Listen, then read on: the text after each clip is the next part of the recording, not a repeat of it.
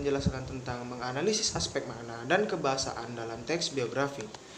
Pengertian teks biografi. Teks biografi pada dasarnya merupakan sebuah teks yang bertujuan untuk menceritakan kisah seseorang, biasanya orang yang berpengaruh atau fenomenal di tengah masyarakat.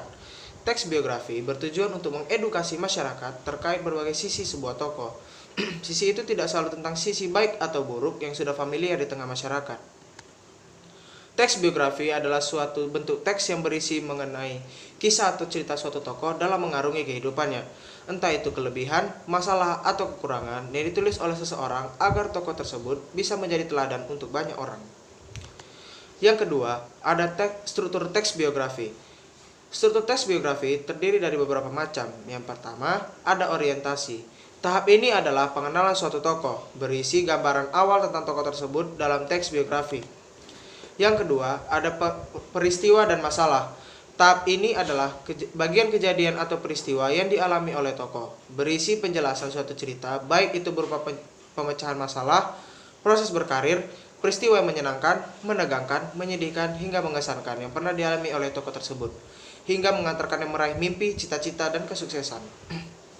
Yang ketiga, ada reorientasi. Tahap ini adalah bagian penutup, berisi mengenai pandangan penulis kepada tokoh yang dikisahkan. Reorientasi ini bersifat opsional semata, jadi boleh ada ataupun tidak. Ciri-ciri teks biografi. Ciri-ciri teks biografi ada beberapa hal. Di antaranya, yang pertama, teks biografi harus memuat informasi berdasarkan fakta pada tokoh yang diceritakan dalam bentuk narasi.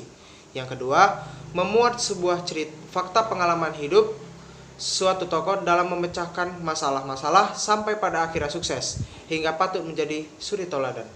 Yang ketiga, teks biografi memiliki struktur yang jelas.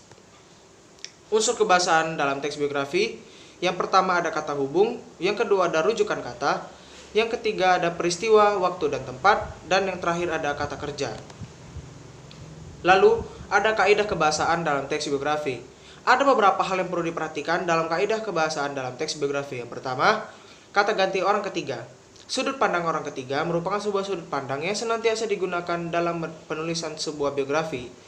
Ini sebuah keharusan karena biografi tidak ditulis oleh seseorang yang berada dalam teks biografi. Lalu yang terakhir, bagian yang konsisten. Kebanyakan teks biografi ditulis dengan bahasa baku, namun tidak ada salahnya menulis biografi dengan bahasa yang tidak baku alias bahasa silang. Tentu, ini tergantung dari tokoh yang diulas beserta media tempat teks biografi dibuat. Apabila tokoh yang diulas adalah tokoh yang dituakan, tentu saja bahasa yang digunakan haruslah bahasa resmi. Sementara itu, jika tokoh yang dianggap masih muda, bisa ditulis menggunakan bahasa silang.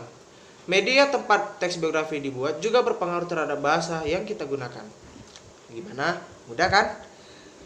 Tentu mempelajari teks biografi tidak hanya 1 atau 2 kali. Harus memiliki banyak sekali latihan dan tetap semangat. Terima kasih.